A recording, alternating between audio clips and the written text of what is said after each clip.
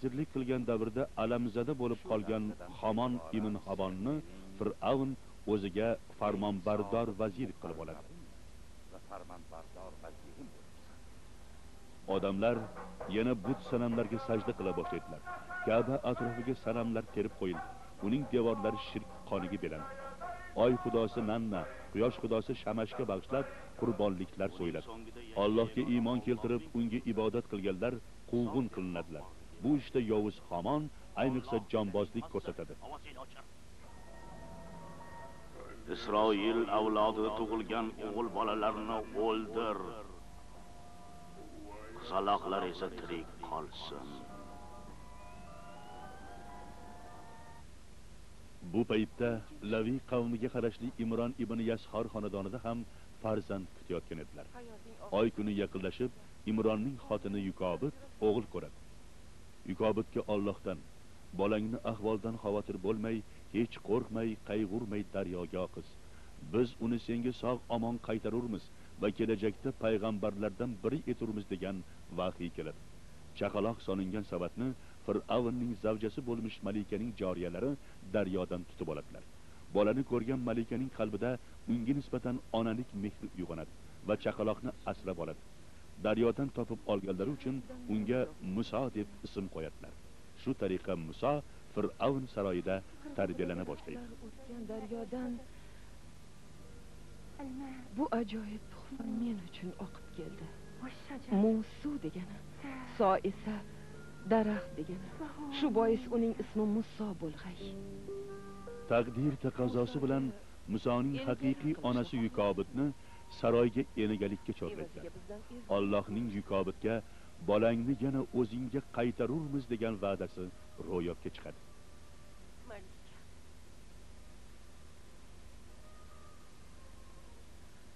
Hamon farmonbardor vazir etib tayinlangach saroyda tinchlik yo'qoladi. Qabohat avjiga chiqadi. Barcha Allohga iymon keltirganlar o'z e'tiqodlarini pinhon tutishga majbur bo'ladilar. Fir'avn malikaning og'asi Sinhudni saroy ishlaridan chetlatish maqsadida Sinay tog'lari ortidagi sharqiy hudud lashkarlariga qo'mondon etib tayinlashga qaror qiladi. Sinhud o'z e'tiqodi bilan muhabbatini qozongan amakivachchasining o'g'li Sinuni qo'shinga sarkarda etib tayinlaydi va o'zi bilan olib ketadi. Musoni tug'ilganidayoq Fir'avn changaldan olib qolgan Shufrani malika mashshotalikka saroyga chaqiradi. Biroq o'z e'tiqodini pinhon tutolmagan Shufrani va bolalarini Fir'avn o'tga tashlattiradi.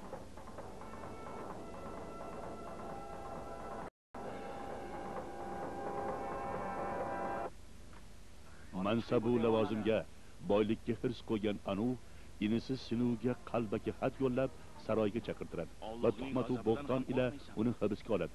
O'z inisiga nisbatan hech qanday ayb qo'yilmagan Anu uni ozod etishga majbur bo'ladi.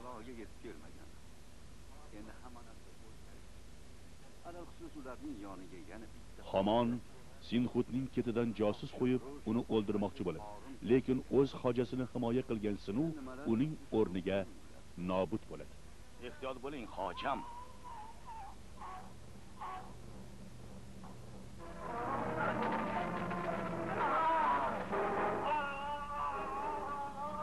Nima qilib qo'yding, Narmar? Qasos oldim, qasos. Bilganlarni aytishga ulgurmasidan ovozini o'chirmoqchi bo'ldingmi? U seni o'ldirish maqsadida meni Qorundan so'rab olgandi. Eshitdinglarmi? Guvoh bo'lasizlar. Sinuv o'ldi. Sinuvni sen o'ldirding, Narmar. Al-qasosun minal haq.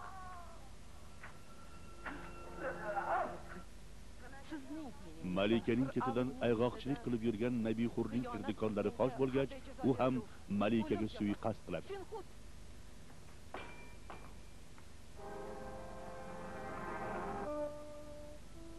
Fir'avn va Hamonning nopok qilmishlariga chiday olmagan malika olamdan ko'z yumadi. Fir'avndan, uning malaylaridan meni xalos et.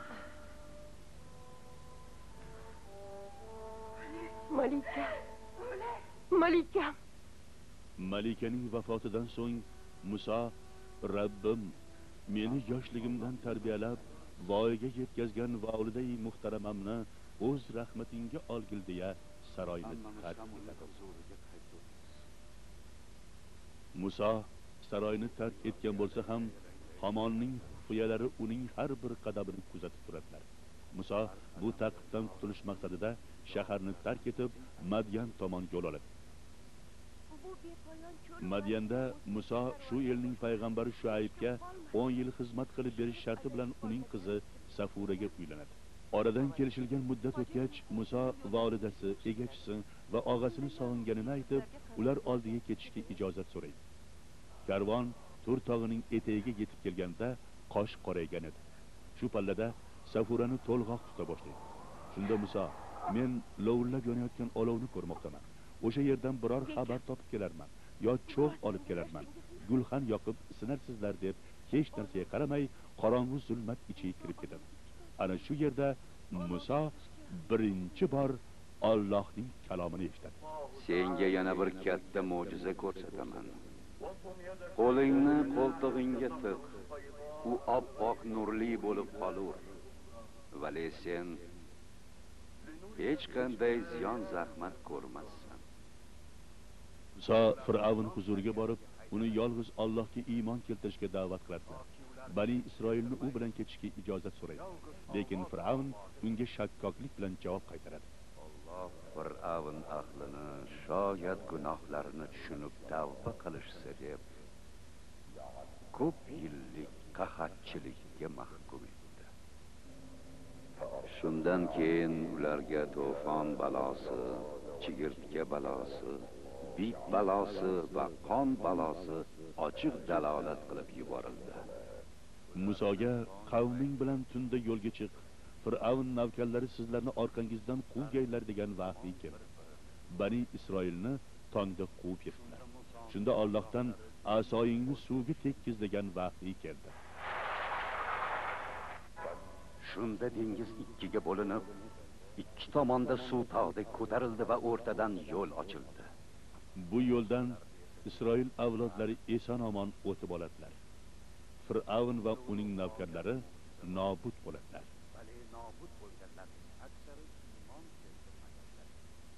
Fir'avnning o'limidan xabar topgan Hamon uning boyliklariga ega chiqmoqchi bo'ladi, ammo o'zi ham nobud bo'ladi. Omonatga xiyonat qilmaganingda bu ahvolga tushmagan bo'larding.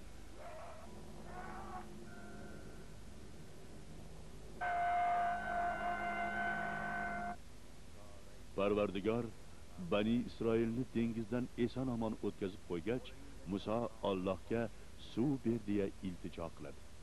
Musoga asoyingni toshga ur degan vahiy keladi. Allohning qudrati bilan Yoqub Isroil avlodlari nechta bo'lsa, shuncha chashma otilib chiqadi. Ro'zdan yeb ichinglar. Fisq va fasodga berilmanglar. Bani Isroilga rahmdillik qilib, samodan manna non, salvo bedana yog'dirib ularga rizq ro'z beradi. Ammo ular noshukrlik bilan ahvollardan nolib, Allohni koyishadi. Fosiqlarning rahnamosi buzg'unchi quroq tinchimaydi. U odamlarni yo'ldan ozdiradi va Allohning qahriga uchraydi. Qorinlarimiz nonga to'ygay.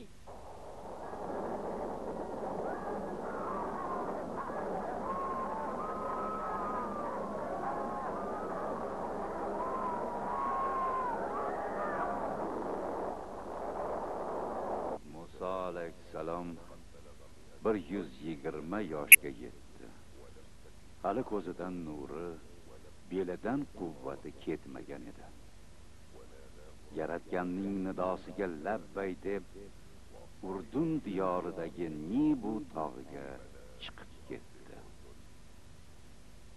Va o'sha yerda o'z umridan rozi bo'lgan holda Parvardigorining huzuriga qaytdi. Bani Isroiliylar mag'lub bo'lib, ahd sandig'i falastinliklar qo'liga o'tib ketadi. Payg'ambar Samuilning Xudoga qilgan iltijosi ijobat bo'lib, Bani Isroillar orasida kimning bo'yi tayoq bilan barobar bo'lsa, o'sha odam podshoh bo'lishini bildiradi. Shu tariqa Meshkopchi Tolut Shom yurtini podshohi bo'ladi.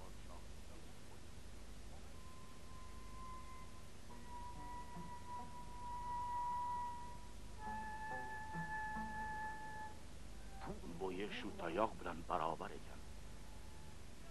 Falastinliklardan jabr ko'rgan Bani Isroil o'z podshohlari Tolut boshchiligida ularning podshohi Jolutga qarshi jangga otlanadilar. Biroq janggohga yetib bormay, ko'plari qochib ketadi. 15 yoshga to'lmagan bo'lsa ham katta yigitlardek abjir, chaqqon va quvvat, moviy ko'zli, muloyim yuzli Davud Jolutni mahv etadi. Shamuil payg'ambar Talutga umrining oxirigacha o'z qavmiga podshoh bo'lishini, bundan keyin taxtga Davud o'tirajagi haqida bashorat qiladi. Shoh bo'lgay. Bu yigit Davud payg'ambar bo'ladi. Maloikalar unga Ibrohimning bitiklaridek, Musoning kitoblaridek pok va muqaddas bir kitobni nozil qilishar. Bu kitob Zabur deb ataladi. Agar u kitobdagi madhiyalarni kuylasa, unga qo'shilib tog' toshlar, qushlar ham kuylaydilar, dedi. Tur. Beixtiyor o'rnimdan turdim. Shunda dedi: Ahli oilang oldiga bor. Seni yotqizib qo'yishsin. Borib joningni ol. Davud alayhissalom hayotligida Bani Isroil uchun qibla va ziyoratgoh bo'ladigan hamda ahd sandig'i turadigan Al-Masjidul Aqso qurishni niyat qilib qo'ygandi. Biroq Alloh yo'lida jihad qilib bunga vaqti yetmaydi. Sulaymon payg'ambar otasi niyat qilgan ishni amalga oshirmoqqa bel bog'laydi. Tangri Sulaymonga ko'zga ilinar ilinmas mayda hasharotlar, insu jinslar ustidan hukmronlik qilishni ato etadi. U chumolilar vodiysiga yetganda bir chumoli: Ey chumolilar, inlaringizga kiringlar, Sulaymon va uning lashkarlari sizlarni bexosdan bosib ketmasinlar. Sulaymon alayhissalom navkarlardan bo'lmish Hudhud Sab'a yurtiga borib qoladi va ul yurtda juda kalamdimoq, takabbur ayol podshoh ekanligi, yurt ahli esa Allohga emas, quyoshga sig'inishlari haqida xabar keladi. Shunda Sulaymon rost gapirdingmi yoki yolg'on deya Sab'a yurti podshohi Bilqisga maktub yo'llaydi.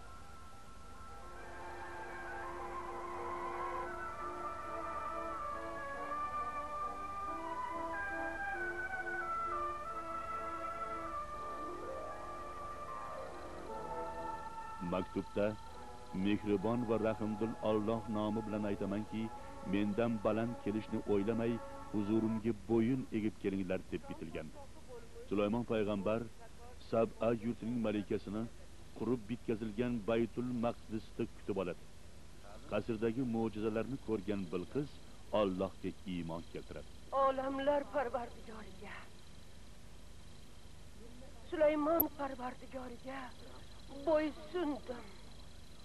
Sulaymon Allohning vahiysi va amri bilan bir ulug' payg'ambarning vasf etilgani, Allohning o'zi bu so'nggi payg'ambarga tasanno aytishini, barcha odamlar uning ummatidan bo'lishini orzu qilishini aytadi. Alloh uning to'g'risida bunday degan: Ey payg'ambar, biz seni guvoh, xushxabar eltuvchi va ogohlantiruvchi qilib tanladik. Seni mutavvakkil, vakil qilingan deb atadik. Ummating senga hamd aytgay. Sen ko'r ko'zlarni, kar quloqlarni, yopiq qalblarni ochgaysan. To da'vatingni nihoyasiga yetkazib ishingni bajarmaguningcha seni o'ldirmagayman. Ertaga Ramazon sharifning 1-kuni Muhammadun Rasululloh filmining 3-faslini namoyish etishni boshlar ekanmiz. Payg'ambarlarimizning ruhi poklari barchamizning ezgu niyatlarimizni amalga oshishida qo'llab-quvvatlashlarini va ikki dunyo saodati barchamizga nasib etishini tilab qolamiz.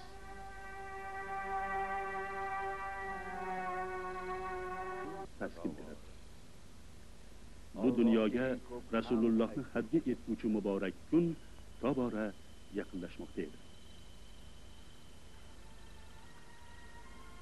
Rum dengizining shimoli sharqida joylashgan Efsus atalmish qadim Yunon shaharlaridan birida butparastlik avjiga minib, hirs, fisq va fujur, buzuqlik tomir otgan bir paytda Allohni haq deb bilgan yettovlon g'ordan panoh topganlar. Parvardigor ulardan o'z mehr va shafqatini darig' etmasdi. Kunlardan birida ular uzoq muddatga uxlab qoldilar. Oradan 300 va yana 9 yil. Bu sananing aniq muddati yolg'iz Parvardigorimizning o'ziga ayon. Vaqt o'tdi. Yaratganning mo'jizasi, qudratlardan yana biri shu bo'ldiki, asrlar o'tib g'or ahliga qaytadan jon ato etdi.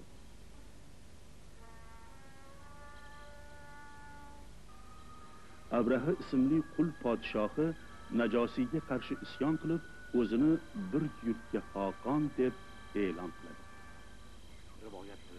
Yamanning asl hukmdori bo'lmish Asad tumani Abu Karibning avlodlari Sayd ismli yigit va uning otasi Abrahaning g'aznasidan Sabo Shamshiri hamda Shoh Robiyaning bitiklarini qo'lga kiritib qochishadi.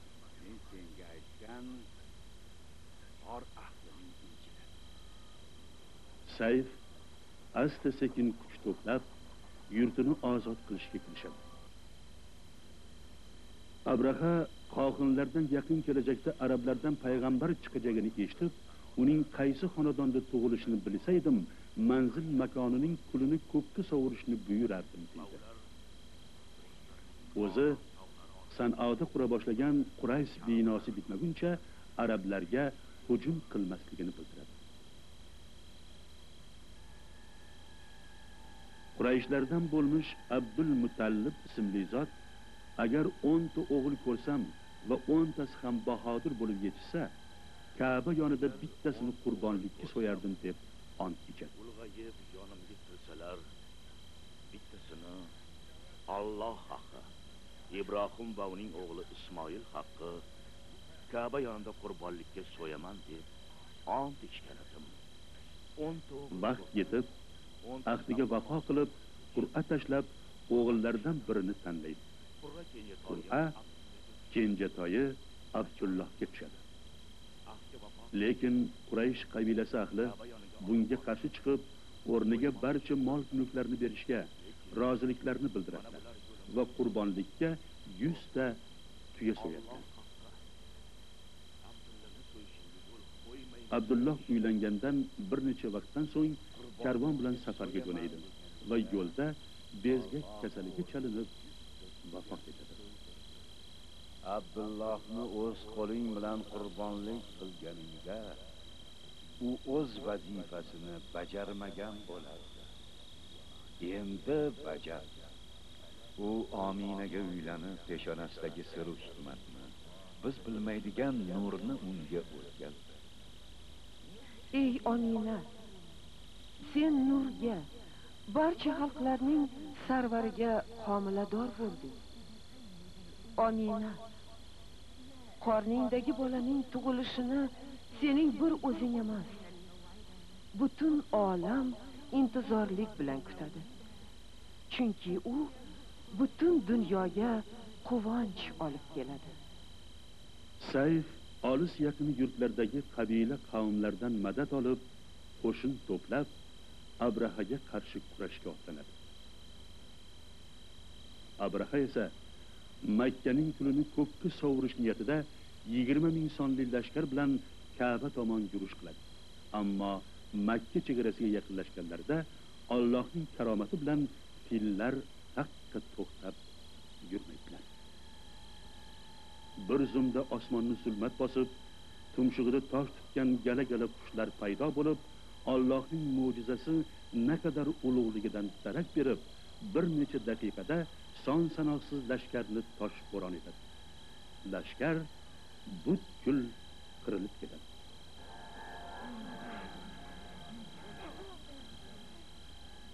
Aleksum otasi Abrahani o'ldiradi. Sayf Yaman yurtini ozod etib, taxtga o'tiradi. Ominaning ko'zi yoriydi. unga bir sharpa ko'rinib, farzanding ismini Muhammad, o'zi Allohga, xalq esa unga hamd aytsin degan ma'nosida qo'ygin deydi. O'zi Allohga, xalq esa unga hamd aytsin ma'nosida. Muqaddas haqiqat ruhi kelgach, u sizlarni komil haqiqat yo'liga boshlaydi. U o'zicha gapirmaydi, neki eshitsa, o'shani so'zlab beradi. U kelajak haqida sizlarga xabar qiladi.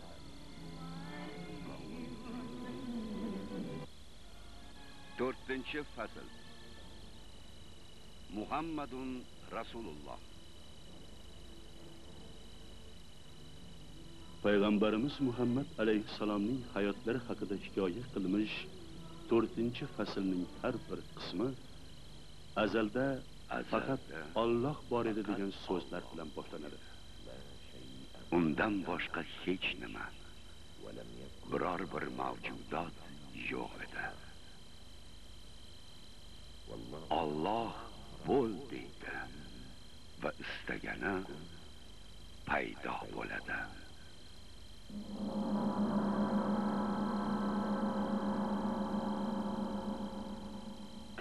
Olam shu tarzda bunyod etilgan. Odamning jannatdan yerga tushishi bilan parda hosil bo'ldi. Shunda Alloh oxiratdan bashorat beruvchi, ogoh etuvchi elchilarni yuboraverdi. Odam ato va boshqa payg'ambarlar vahiy nuri bilan yo'rilgan hidoyatni yer yuziga olib kela boshladilar. Nuh va Ibrohimdan keyin Musa va Iso Masih yuborildilar. Ular basharni haqqa, yolg'iz Allohga ibodat qilishga, dinu islomga da'vat etdilar. Isodan so'ng insoniyat bir necha asr yana zalolatda qoldi. Shaharlar onasi bo'lgan Makka ahli ham jaholatda edi. Dunyoni go'yo zulmat bosgandek bo'ldi. Shunda quyosh balqidi. Marhabo hidoyat quyoshi, marhabo Muhammad. Dar haqiqat bu da'vatda o'sha murakkab davr ruhi shundoq aks etdi. Jaholatga, razolatga yuz tutgan Makkada va keyinchalik Madinada eskilik va yangilik o'rtasida beayov jang bo'lardi. Bu fasldagi voqealar bir necha yo'nalishda davom etadi. Avvalo, Babarlar sayyidi zolim oilasidagi ayanchli ahvol arablarda qadimdan davom etib kelayotgan jirkanch urf-odatlarni aks ettiradi. Zolim o'z nomi bilan zolim. U tug'ilgan har bir qiz farzandini ko'mib yuboraveradi. O'zi yasab olgan sanamga Boana deb nom berib, faqat unga sajda qiladi.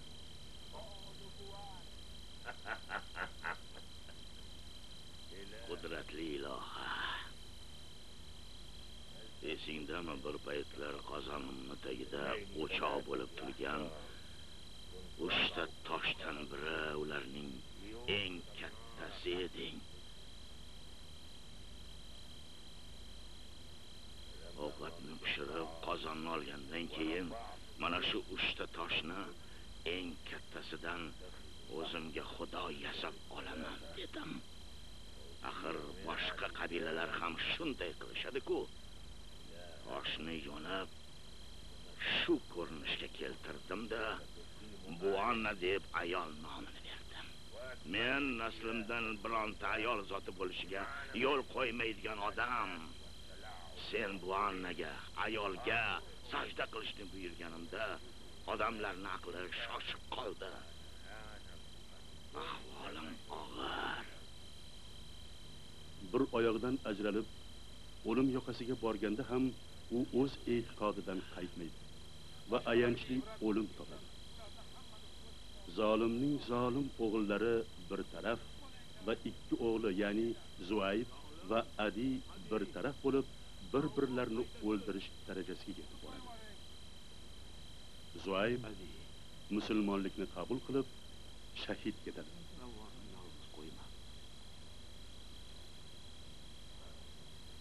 Rasulullohga mendan salom aytinglar. Adi zolimning suyukli o'g'li. U Sora degan ayol bilan umrini aysh-ishratda o'tkazib karvonlarni qo'riqbon sifatida kuzatib yurish bilan shug'ullanadi. Adi va zolim o'rtasida g'oyalar kurashi boshlanib, Adi izlagan yo'l uni oxir oqibat islom diniga boshlab keladi. Ammo ta'ajjub, u olamda bundan boshqa to'g'ri yo'l yo'qligini anglab yetadi. nega Qur'on o'qish deb atalgan? Injil ham, Tavrot ham Allohning kalomi. Lekin ahlul kitob ahlidan hech kim na ularning ma'nosida, na ifodasida bironta mo'jiza ko'rmaydi. Qur'on ham Allohning kalomi. Ammo eng mohir arab shoirlari va voizlarining gaplariga qaraganda, Qur'onning har bitta jumlasi qum orasidagi marjon kabi o'ziga tortar ekan. Meni ham xuddi shunday o'ziga tortdi. Va ajabo. Voqealar bevosita Muhammad alayhissalom oilalari atrofida sodir bo'ladi. Xususan amakilari Abu Talib Rasululloh tarafida bo'lib, Abu Hakam, Abu Lahab va boshqalarning qarshi bo'lishlari ichki ziddiyatlarni keskinlashtiradi. Shunday qaltis damlarda musulmonchilikni qabul qilmagan bo'lsalar ham Abu Talib Rasulullohni qo'llab-quvvatlaydilar va o'z panohlariga oladilar. Ey Quraysh qavmi, men nimaga qaror qilganimni bildingizmi? Yo'q. Bani Hoshim va Bani Abdul Muttalib yigitlari, berroq keling. Qo'ynilaringizdagi qurolni chiqarib ko'rsating. Alloh haqqi. Uni o'ldirganingizda so'nggi tomchi qon qolguncha jang qilgan bo'lardim. Abu Talibga Abu Lahab, Abu Hakam, Abu Sufyon va boshqalar qarshi turib kurashadilar. Ular Allot, Al-Uzza kabi ilohlarga sig'inib, o'z boyliklarini orttirish va jonlarini omon saqlash payida bo'ladilar. Halovatlarni buzayotgan jiyanlari Muhammadni ko'rarga ko'zlari yo'q ularning. Kiyim-kechak ham, oziq-ovqat ham bermaylar. Uylariga qo'llari quruq qaytganlarida bolalari ochlikdan yig'lab oyoqlariga yopishsinlar. Ha, shunday qilinglar.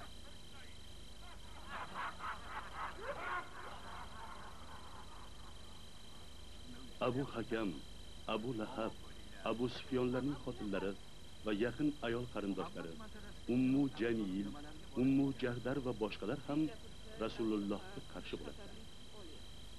Doimo erlarni qayrashga, urush olovini yoqishga harakat qiladilar. Bu yo'lda hatto jinlarni ishga solishga ham urinadilar. Mana bu idishda Abu Sufyonning xotini Hindga atalgan atir.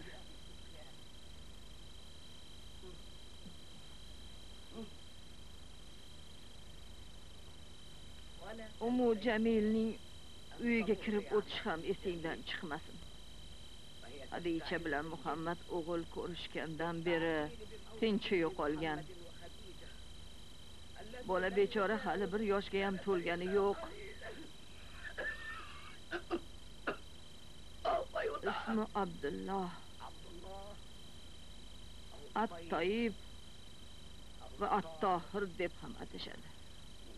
Bolaning kasalligini eshitgandan beri tezroq o'la qolsa edi deb tipirchilab yuribdi. gap? Axir o'zingiz menga Muhammad bilan Xadijaga, ularning oila a'zolariga bizning sehr jodularimiz ta'sir qilmaydi deb aytgan edingiz-ku. Ummu Jamil nima desa, xo'p deyaver. U juda saxiy xotin. Qolaversa, u bizning jinlarimizga sendan ham ko'proq ishonadi. Makkor ayollardan biri bu boy xotin Soradir. U Adini o'z tuzog'iga ilintirib oladi.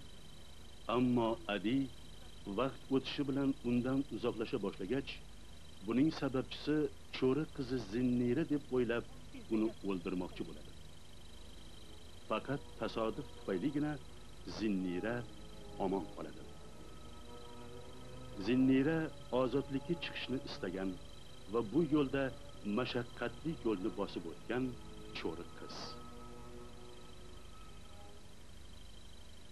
Unga samodan vahiy kelgani haqida ahli oilasiga aytganini eshitgan edim.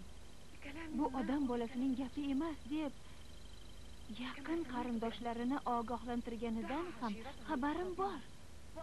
Ularni chaqirib, yedirib ichiribdi. Keyin samodan kelgan vahiy haqida gapiribdi.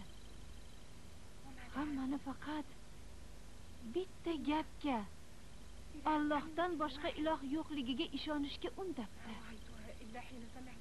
Bu gapning ma'nosiga hozir seni gaplaringni eshitib tushunib yetdim. La ilaha illalloh. Zinnira islom dinini qabul qilish orqali najot topadi va ozod bo'ladi. Qullikka mahkum etilgan ayollardan biri Buqaysadir. U yaxshi umid bilan zolimga turmushga chiqadi. Ammo tug'ilgan qizlarini zolim birin-ketin ko'mib tashlayvergach, u ayanchli ahvolga tushadi. Zolim zindonidan, uyidan bir qadam ham tashqariga chiqishga botina olmaydi.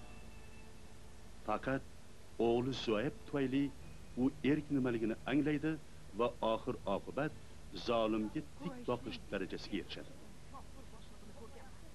Rasulullohni yo'lda to'xtatib, yerda yotgan chirik bir suyakni olib, izg'ilab talqon qildi. Keyin talqonni uning yuziga puflab, "Muhammad, mana shuni Alloh tiriltiradi deysanmi?" dedi. Unga javoban Rasululloh, "Ha, tiriltiradi. Seni ham tiriltirib do'zaxga tashlaydi" dedilar. Men ham senga aytaman. Hey zolim, Alloh meni ham, seni ham tiriltiradi. Meni jannatga kirgizadi. Seni esa do'zaxga tashlaydi. Eshitdingmi?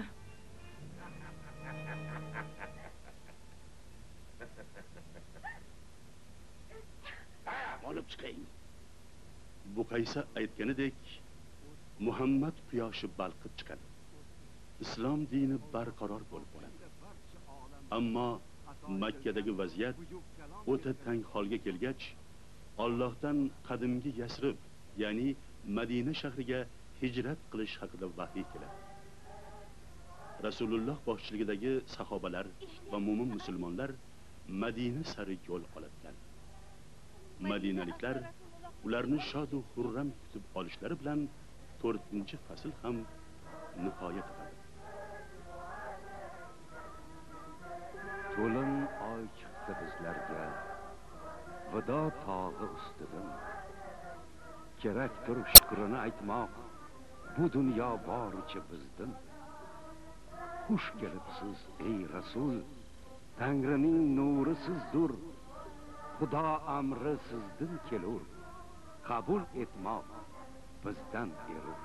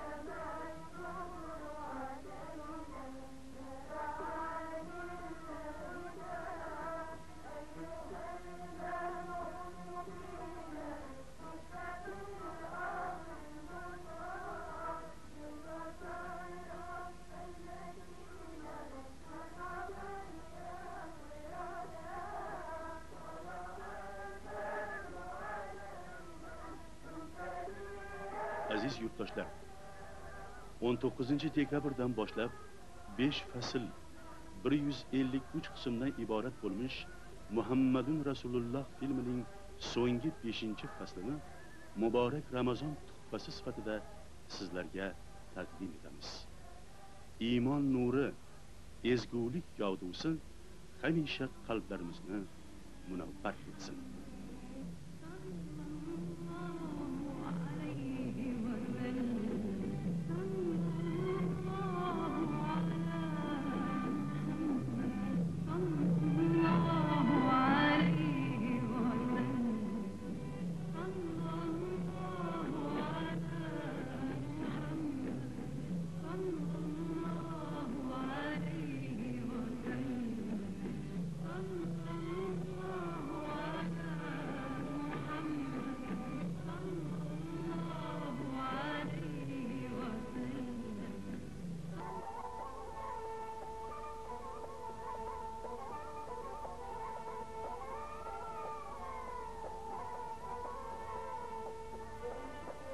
Qo'shiqlar muallifi Abduvahhab Muhammad.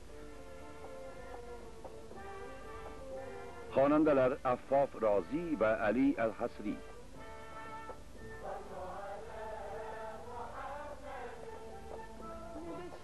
Rollarda Hasan Yusuf, Affof Shuayb, Samiha Ayyub, Saad Ardash, Amin Al-Hunaydi, Muhammad Al-Hadini, Amin Rizq, Abdurrahim Az-Zarqani,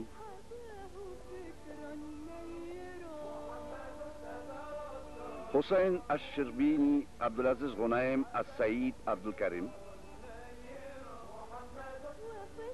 Anvar Abdulaziz, Muhammad Ismoil, Mirvat Said, Safinoza Al-Jundi, Fathiya Abdul Ghani, In'om Al-Jiritli, Samira Abdulaziz, Amal Salim, Dagrid Abdul Hamid, Aida Fahmi, Nadia Babakr, Mina Hanafi.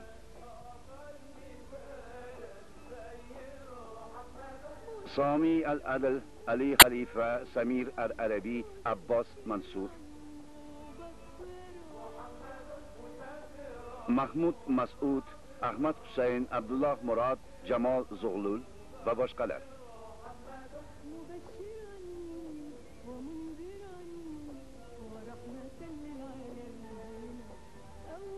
Film O'zbekiston teleradio kompaniyasining buyurtmasiga binoan O'zbek telefilm studiyasida dublaj qilindi.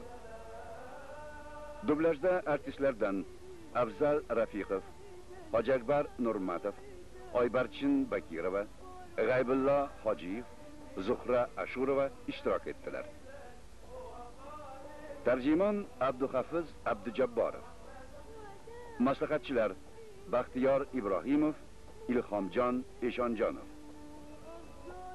Dublaj rejissyori Mirg'iyos Soatov. Rejissyor yordamchisi Matyoqub Orziyev. Ovoz rejissyori A'zam Bahromov. Muharrirlar Marhabo Nasriddinova, Chorsham Ro'ziyev. Direktor Bahodir Abdullayev.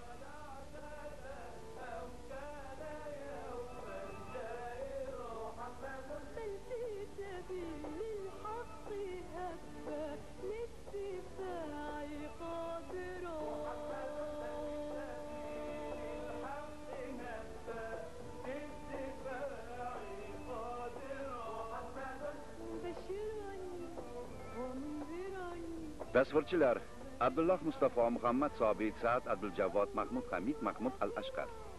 Producer Muhammad Abdul Futuh.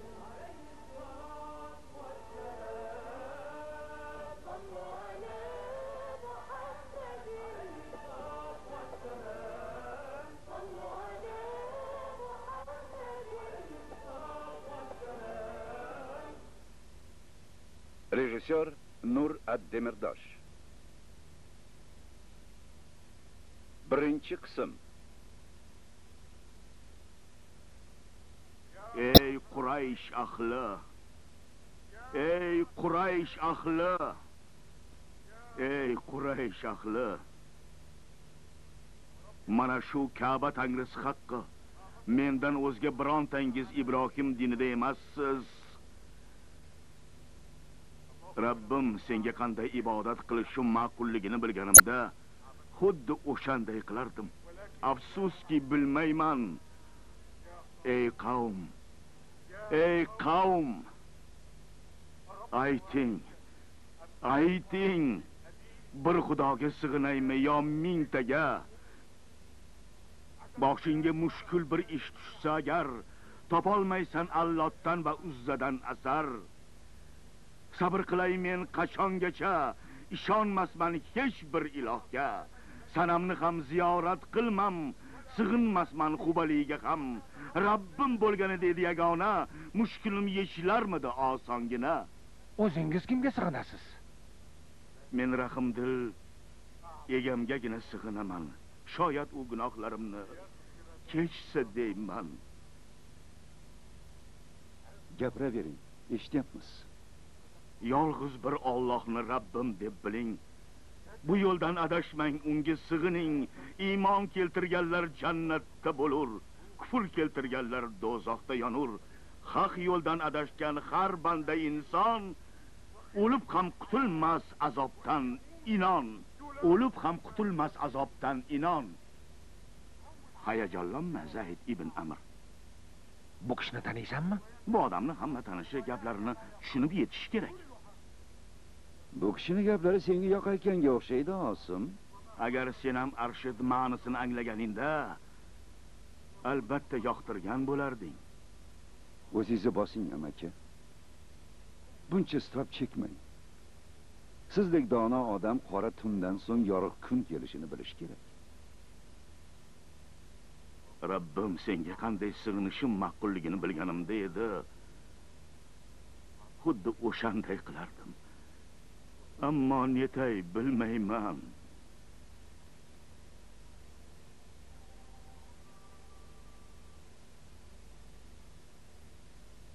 U kelib qolishidan qo'rqmadingmi?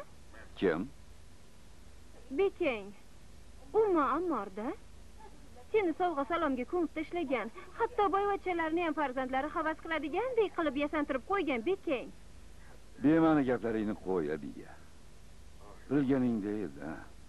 O'zaro munosabatingiz hech bir shubhaga o'rin qoldirmadi. Qanaqa munosabat? O'zingni go'llikka solma. Bekang seni ozodlikka chiqarsa istagini qondirishga va'da bergansan-ku. Va'da berganman. Ozod inson ehtirosi qulnikidan qaynoroq bo'ladi degan kim? Hali bu gapni shunday tushundingmi? Men-ku yo'q. Lekin Bekang buni rozilik belgisi deb o'ylayapti. U qanday o'ylasa o'ylayversin, menga farqi yo'q. Men xorlik va zo'rlikdan qutulib olsam bo'ldi. Ilohim, orzunga Nabiya, o'zimga o'xshagan sho'r peshonaginam. U Muammarning qo'lida qanchalik istrob chekishimni bilganingda edi. Uning nazarida men hatto o'z his tuyg'usiga ham ega bo'lishga haqqi yo'q bir mute qulman. Abiya, ishon, bor orzu umidim sensan. Dilimdagini yana qanday ifodalasam ekan? Seni birinchi ko'rishdayoq sevib qolganman. Men ham Habbob. O'sha paytdayoq boshqa hech kim qalbimdan joy ola olmasligini his etganman. Imoning komil bo'lsin. Muhabbatdan ham kuchliroq narsa chiqib qoladimi deb qo'rqaman. Ozodlikni nazarda tutyapsanmi? Ha. Ozodlikka birga chiqamiz. Qanday qilib? Holimiz kunday ravshanu. Abiya, umid degan so'z bor. Lekin holva degan bilan og'iz chuchimaydi. Yaqinda bizning ham kunimiz tug'ib qoladi. Shu zimiston tun tugaydimi? Nahotki tugaydi.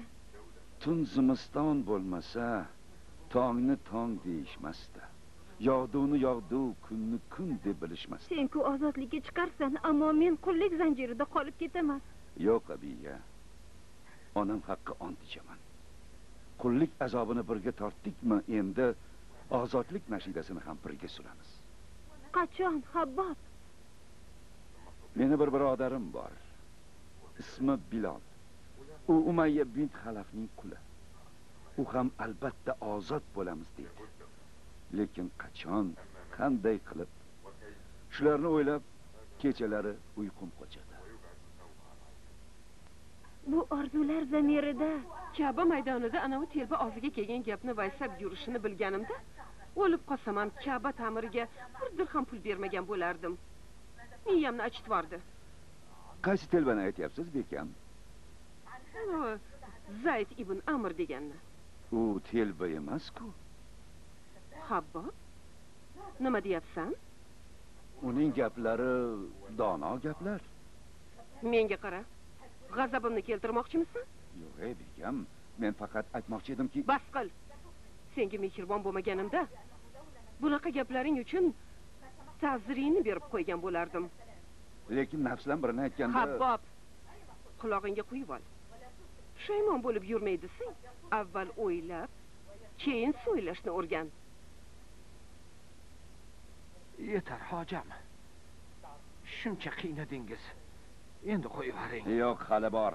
Ka'ba maydonidagi anavi safsatabozlarning gapiga quloq solganning jazosi nimaligini bilib olguningcha qiynayveraman. Allot va Uzza haqa. O'lib qoladi-ku Umayya.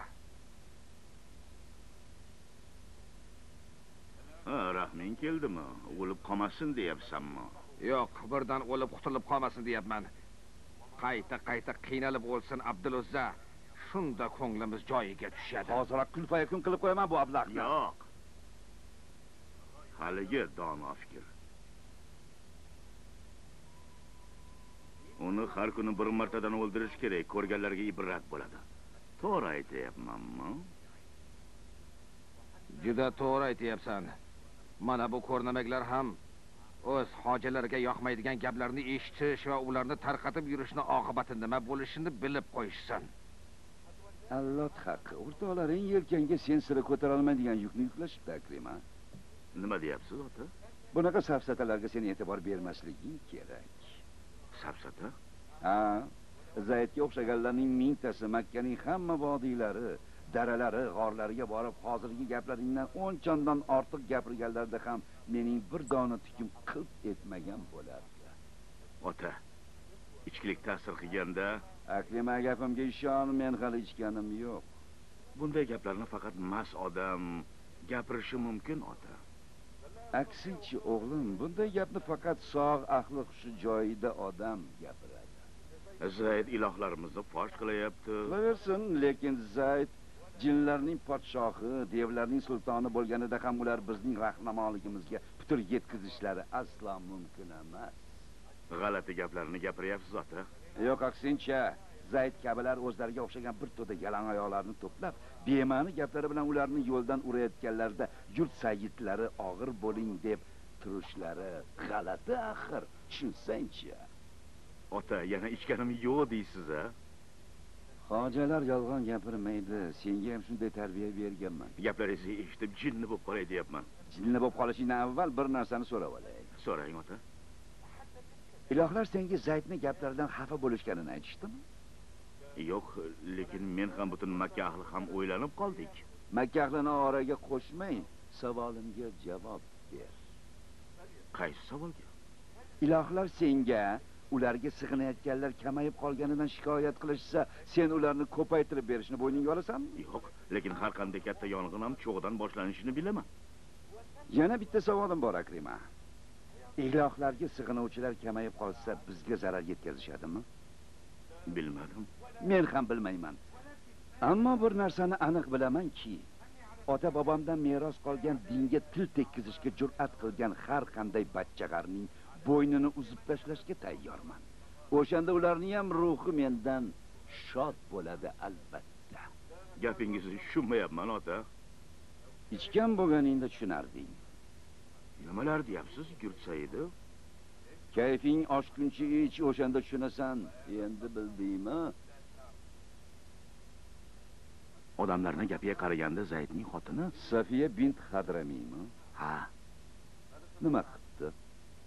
Zaydning gaplarini Hattob bin Nufaylga yetkazayotganimish. Hattob bin Nufayl juda badjahl odam. Menimcha u Ka'ba maydonida aytgan gaplari uchun endi Zaydni ham, unga qo'shilganlarni ham tinch qo'ymasa kerak. Alloh Zaydni Hattob bin Nufayl va unga o'xshaganlardan asrasin. Siz nima deysiz? Zayd ehtiyot bo'lib yurishi uchun shu gaplarni qulog'iga shipshitib qo'ysammikin? Juda to'g'ri fikr, Maysara. Men o'zim ham u bilan gaplashaman. Tezroq gaplashganingiz ma'qul. Hatto bin Nufaylning qanaqa odam ekanini siz hammadan ham yaxshi bilasiz. Nima deysiz, oqsoqol? Sen o'zga bir dinni izlabsan, lekin unga boshlaydigan odamni hali topmabsan. Xo'sh, nima qilishim kerak? Sabr qil, kut. Makkada kamol topib, Ibrohimning haq dinini tiklaydigan odamning zamoni keldi deganim esingdan chiqmasin. Muqaddas Ka'ba haqqi. O'sha payg'ambar o'zini namoyon qilguncha men yurtni tark etib dunyo kezib yuraman. To'g'ri qilasan, Zayd. Odamlarning senga munosabatlari o'zgardi. Ular dinlaridan ayrishingdan qo'rqyaptilar. Unda qarorim qat'iy. Ular meni dinimdan ayirmaslaridan ketaman. Allohning o'zi senga yo'l ko'rsatsin. Yurganingda ham, turganingda ham Allohning panohida bo'l. Ikkalamizni ham Alloh o'z panohida asrasin. Alloh bizdan va nur izlagan barcha bandasidan o'z inoyatini ayamasin. Ey Varaqaning va barcha odamzodning Parvardigori, Zayd ibn Amrga o'zing yo'l ko'rsat. Qayoqqa, Maysara? Hiro g'origa. U yerda hojam Muhammad yolg'iz o'zlari ibodat qilib o'tiribdilar. Allohning o'zi madad bersin unga bo'tam. Nima olib ketyapsan? Mana bu to'rvada osh, non, ko'zada suv. Muhammadning huzuriga borgin deb senga kim aytdi? Kim bo'lardi? Xadija bekam. U juda mehribon xotinda, baraka topkur. Erining ishlariga hech g'ashlik qilmaydi, tag'in unga dalda berib qo'llab quvvatlayapti. Ammo hojam Muhammadga rahmim keladi. Nega? Bir o'zlari g'orda o'tiribdilar. Yonlarida hech kim yo'q, shuning uchun-da. Xavotir olma, bo'tam. Muhammadni yolg'iz qo'ymaydigani bor. Ko'ngling to'q bo'lsin. U kim? O'zi. O'zi? Kimni aytyapsiz, oqsoqol? Muhammad sig'inadigan Parvardigorni aytyapman. Baribir xavotirdaman. Nimadan, Maysara? Yaratganning o'zi u bilan birga bo'lsa, kim ozor bera oladi? Xadija Muhammadning bu gaplariga butun vujudlari bilan quloq soldilar. O'shandagi holatlarini bir ko'rsangiz edi. Ko'zlari to'la mehr, muhabbat, ishonch. Muhammad gaplarini tugatgach, xushxabar begim, Parvardigorim haqqi, siz shu ummatning payg'ambari bo'lasiz dedilar. Quddusun Quddus. Keyin nima bo'ldi, Nafisa? Keyin Xadija bor mehr muhabbatlarini izhor qilib, Muhammadga dalda berdilar. Allohdan yo'ldan adashtirmaslikni so'rab duo qildilar. Chunki ulzot qarindoshlikni mustahkamlayaptilar. Faqat rost gapiryaptilar.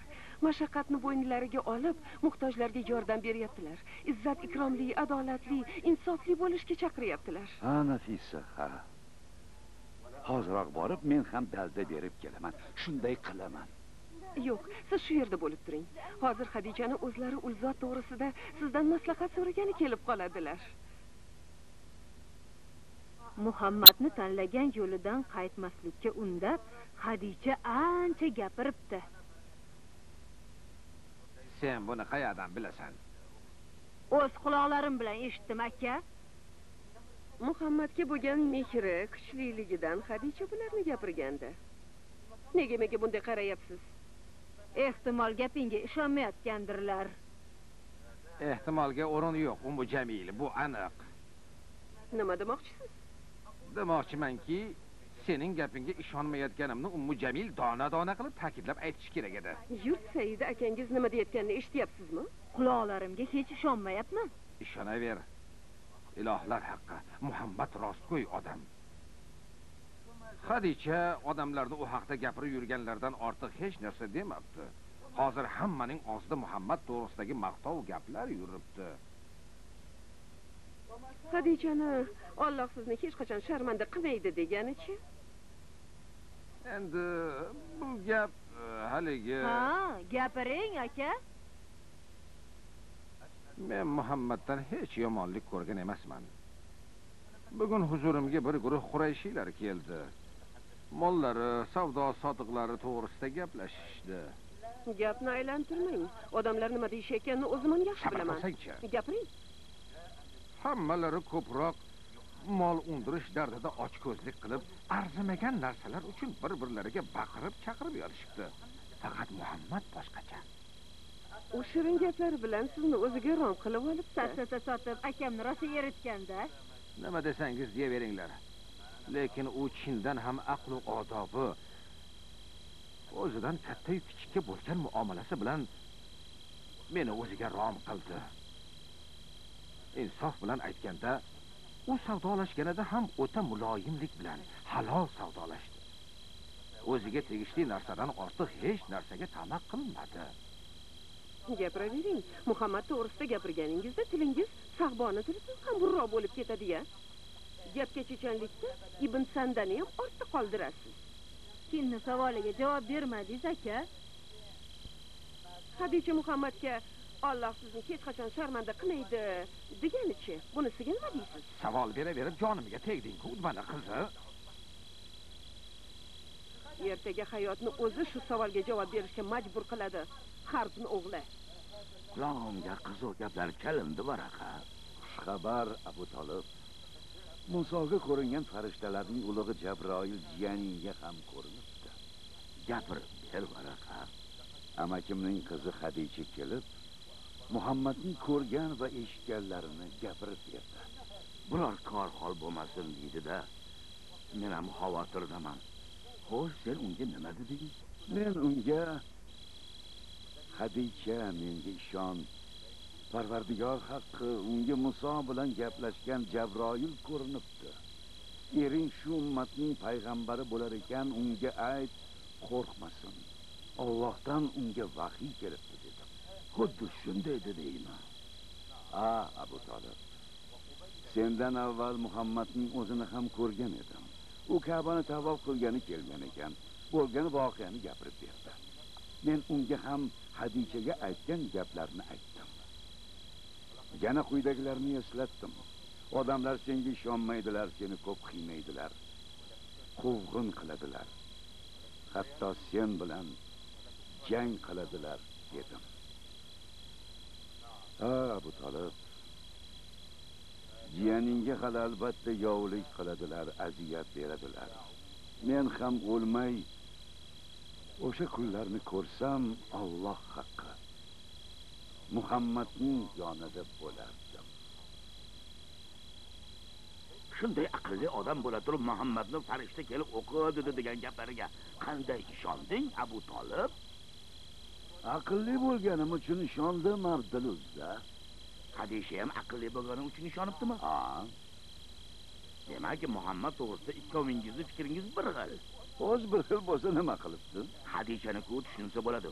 U ayol kishi, buning ustiga Muhammadning xotini. Tabiiyki, u bu gaplarga sira ishonmasa ham odob yuzasidan ishonaman deb yuborish hech gap emas. Sen Abu Talib, seni nima majbur qildi seni? Gaping to'g'ri, Hadicha ayol. Ayol bo'lganda ham juda dono ayol. Uning aql va zakovati, farosatini do'stlaridan avval dushmanlari tan olishadi. Baribir u Muhammadning xotini. U mustaqil fikrga ega ayol. Faqat Muhammadning xotini bo'lgani uchun unga ishonaman deb aytgan degan gapingga aslo qo'shilmayman. Muhammad uni shundoq ham sevadi, juda qadrlaydi. Buni Hadichani o'zidan ham, boshqalardan ham yashirmaydi. Buni hammamiz bilamiz-ku axir. Erini ko'nglini ovlab o'tirishi hojati yo'q demoqchimisan? Ha? Endi men sendan bir narsa so'ray, Abduluzza. So'ra, Abu Talib. Muhammadning hech yolg'on gapirganini eshitganmisan? Bir narsani aniq bilmay turib, o'sha haqda hech so'zlaganmi? Yo'q. Uni bunaqa nuqsoni bo'lmaganiga shohidman. Unda bir farishta osmondan tushib menga kilo orada ko'rindi. Iqra, ya'ni o'qi dedi desa, nega ishonmaysan? Dilim menga ishonmayapti, Abu Talib. Men esa ishonaman. To tirikman, uning gapiga ishonaman. Muhammad bilan Xadicha haqida yana nima yangiliklar bor? Bir-biridan battar gaplar. Men ham bilay, ayt. Xotin erdan 15 yosh katta bo'lganidan keyin bo'ladigan gaplar ma'lum-ku. O'zingiz ham bilarsiz. Nima demoqchisan, olachpor ilon?